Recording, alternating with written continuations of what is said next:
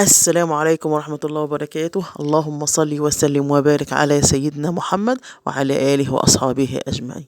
ازيكم يا أحلى اخوات في الدنيا؟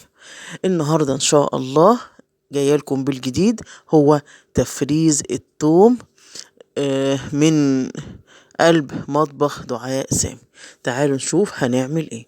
عندي روز توم كويسة جدا جدا زي ما انت شايفة.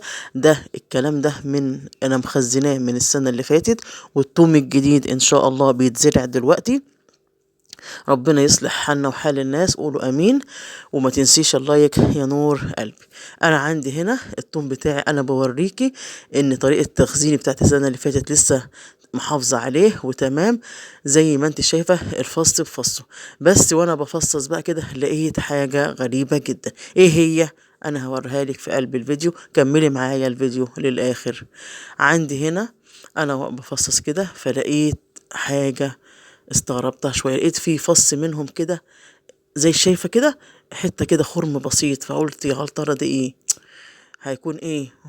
انت تفتكري ايه؟ قلت طيب ما اشوفه كده وادور عليه كده واشوف الدنيا فيها ايه. فلقيت بالصدفة كده اهو. هوريك الحاجة اللي انا لقيتها. شايفة الفص ده؟ لقيته دبلان كده ومش مظبوط كده وريحته مش كويسة. بوريك اهو مكانه عادي خالص، واللي جنبه كويس وسليم مفيش فيه اي حاجة اهو. هوريلك ايه اللي انا لقيته. هنا هتفصصي الكمية كلها اهو. بصي، لو لقيتي الحاجة دي في قلب التوم بتاعك يبقى بسرعة بسرعة بسرعة ابدأي فرزي فيه. هوريكي انا لقيت ايه. يلا يلا يلا، شايفين؟ ايوه ايوه، اهي اهي، شايفين دي؟ لقيت فيه دود. استغربت جدا، الدودية دي ايه اللي جابها؟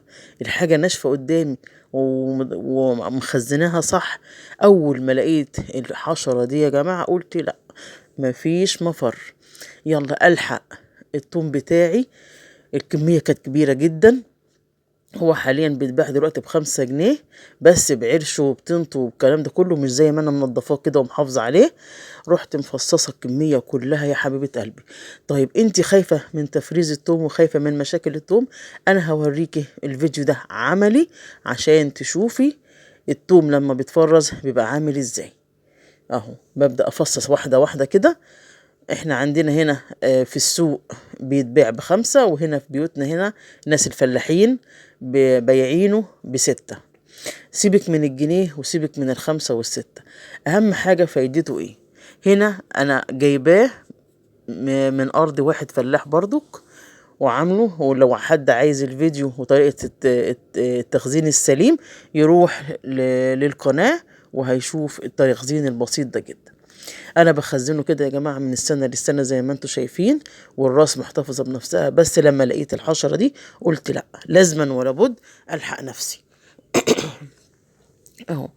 اي كميه عندك نص كيلو، عندك كيلو، بدل ما تضيعي نفسك وفلوسك تقع في الارض، لا، انا ببعت لك الفيديو ده هديه مني ليكي، انك تحافظي على خزينك حتى لو في الفريزر. عندي يا جماعة كمية كبيرة. أنا خزنت السنة اللي فاتت لقيته رخيص، كان حدود ال3 ب10 ال4 ب10. خزنت زي ما انت شايفة اهو قدامك بعد ما فصصناه. هوريكي برضك حاجة تاني ابتعد عنها خالص اهو. شايفين الفص اللي لونه ده مش مظبوط؟ ارميه وتخلصي منه تماما. ده عشان ايه ده كله؟ عشان تحافظي على كل الكمية بتاعتك ويبقى اكلك صحي وبتأكلي عيالك اكل صحي نظيف اهو. وهوريكي دلوقتي اللي انا مفرزاه. قلت طبعا قبل ما اقدم الفيديو ليك لازما ولا بد اعمل التجربة بتاعتي عشان يبقى كلامي سليم 1000000. اهو شايفة اهو، ده طالع من قلب الفريزر، التلج عليه من كل ناحية زي ما انت شايفة. هو فرق بس اللون، فرق بسيط جدا. ما تدقه يعني ما تحطهوش مفروم في قلب الفريزر عشان ما يبوظش ليك الدنيا.